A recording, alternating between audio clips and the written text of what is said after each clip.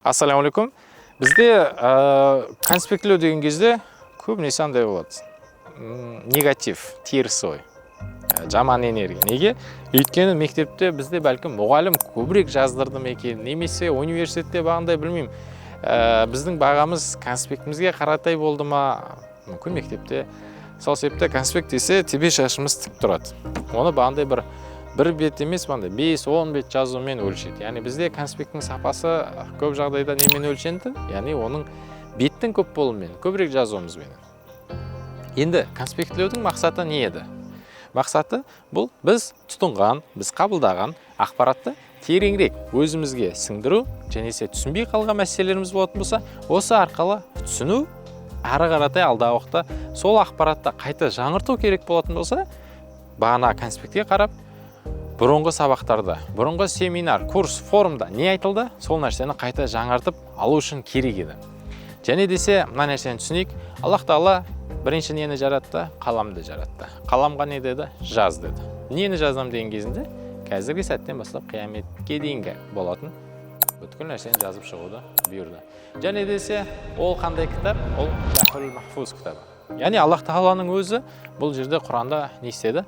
Қағаз бен қаламды аятта келтірді. Яғни жазу бұл біз үшін діни тұрғыдан да маңызды аспектілердің бірі екен. Енді бұл жерде діни мәселені қозғау бәлкім орынсыз болар, сонда да бір тілге тиек етіп кеттік. Конспектлеу қалай болады? Конспектін қалай жасау керек? Деген сұрақтар болатын болса, мен сіздерге Корнелий тақтасын ұсынам. Яғни Google-ға Корнелий тақтасы деп жазатын болсаңыз шығады. Ал енді Корнелий тақтасы туралы сөйлейтін болсақ, бұл қалай болады? Ең біріншісі, бізде парақты жартысынан, яғни 100% парақ болатын болса, соның 30%-ына спикер не айтты? Бұл форум болуы мүмкін, бұл семинар болуы мүмкін, бұл тренинг болуы мүмкін, бұл мектептегі сабақ, бұл университеттегі сабақ. Мәселе емес, мәселе білім ордасы болып жатыр. Сіз ақпарат тұтынушысыз, бәлкім студент, бәлкім қатысушы, бәлкім көрермен, маңызды емес. Маңыздысы, сіз ол жерде білім алып жатсыз. Спикер не айтып жатыр? Соны жазып шығамыз. Оны бандай бір қысқа сөйлемдермен жазуға болады.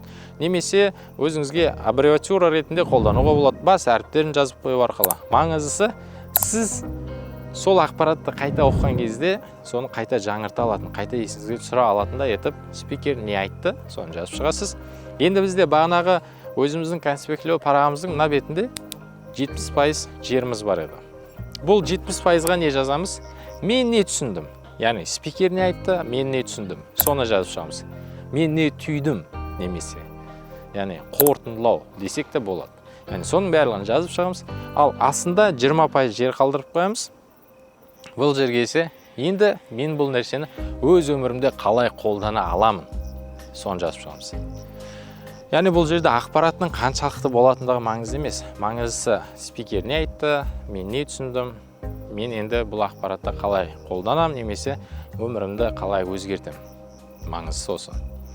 Сол себепті біз конспектлеуді көп парақтармен, көп жазуменен емес, бәлкім өзімізге әсер беретінде, өмірімізді оң жаққа өзгертетінде етіп жазуымыз маңыздырек. Нәтиже бұл санның көптігімен емес, бәлкім сапалылықпен және пайдалылығымен өлшенеді. Өкінішке орай қазіргі уақытта бұл нәрсе өзгерді. Біздің өлшемдерімізде нәтиже деген ол басқа бір сандар мен басқа бір көрсеткіштермен беріліп жатқан болуы мүмкін. Бірақ біз жеке өзіміз үшін осы нәрсені заң қағида етіп алайық. Ал енді Корнелийдің PDF форматында бар ма десеңіз, бар. Ол үшін не істейсіз? Бірінші, мені жоғалтып қоймау үшін YouTube каналымызға тіркеліңіз, одан кейін менің Инста парақшама өтіңізді. Корнелий конспектлеу әдісі бойынша парақты беріңіз десеңіз, мен сізге PDF форматында жіберіп қоямын. Сол бойынша алдағы уақытта кез келген курсыңызды, YouTube'дағы уағызыңыз болсын, немесе сабақтардың барлығын солай тыңдап, соған конспектлеп отыратын болыңыз.